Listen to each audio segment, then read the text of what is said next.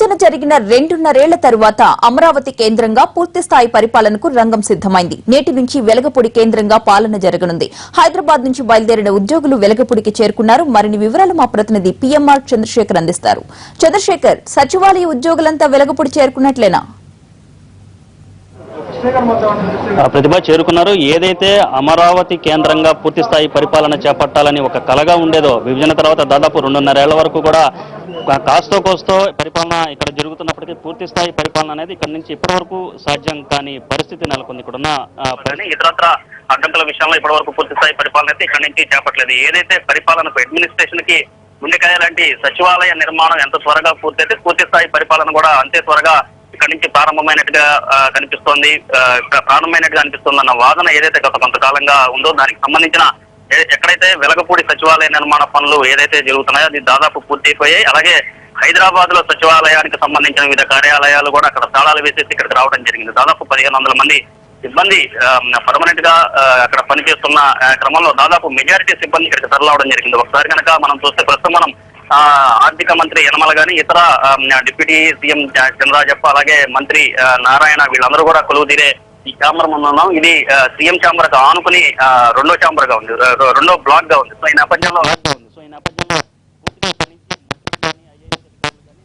ఇక్కడి నుంచే పూర్తిగా కార్యకలాపాలు నెరవేర్చే పరిస్థితి కనిపిస్తుంది. సో ఈ రోజు నుంచి పూర్తి స్థాయి కార్యకలాపాలు ప్రారంభమవుతున్నాయి. సో ఇక్కడ కొంతమంది సచివాలయ ఉద్యోగులు అలాగే ఉద్యోగ సంఘ నేతలు ఉన్నారు. వాళ్ళని అడిగి తెలుసుకున్నాం. సార్ చెప్పండి, మొత్తం ఎంతమంది ఎంప్లాయీస్ ఉన్నారు, ఈ రోజు ఎంతమందికి వచ్చారు, ఇంకా అక్కడ ఏమన్నా పెండింగ్ లో ఉన్నారు?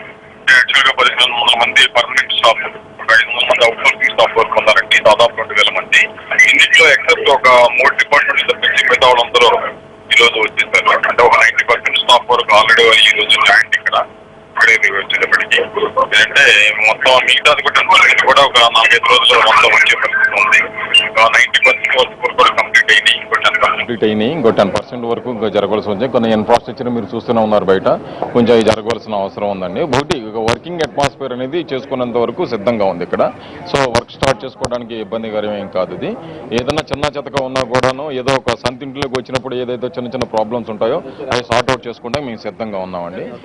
అలాగే మీరు చెప్పండి, ఇక్కడ ఎలా ఉంది ఓవరాల్ గా పరిస్థితి, ఏ విధంగా ఉంది అనుకుంటున్నారు? హైదరాబాద్ నుంచి వచ్చేసారు కదా, అంటే హైదరాబాద్ నుంచి వచ్చేసామంటే అక్కడ ఫుల్ ఫ్లెడ్జ్డ్ సెక్రటరీని వదిలేసి ఇక్కడ కొత్తగా మేము, ఎందుకంటే మన రాష్ట్రం విడిపోయిన తర్వాత రాజధాని నిర్మించుకున్నాం. తర్వాత రాజధాని పేరు అమరావతిని పెట్టుకున్న తర్వాత మనకు సెక్రటరియట్ అంటూ ఒక సెపరేట్ ఉండాలి కాబట్టి వెలగపూడిలో మనం కట్టుకుని అన్ని రకాలుగానే ఇక్కడ నుంచి పరిపాలన సాగించాలని సీఎం గారు చెప్పడం జరిగింది. దానికి అనుగుణంగా మేము జూన్ నుంచి ఈ దశల వారీగా షిఫ్ట్ అవడం మొదలుపెట్టాం. ఈ రోజుకి చేరుకోవడం జరుగుతుంది.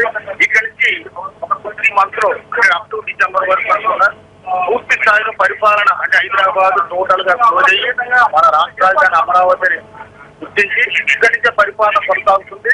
ఎందుకంటే ఈ రోజు జరుగుతున్న కార్యక్రమాలు కానీ ఆ రోజు జూన్ 29 స్టార్ట్.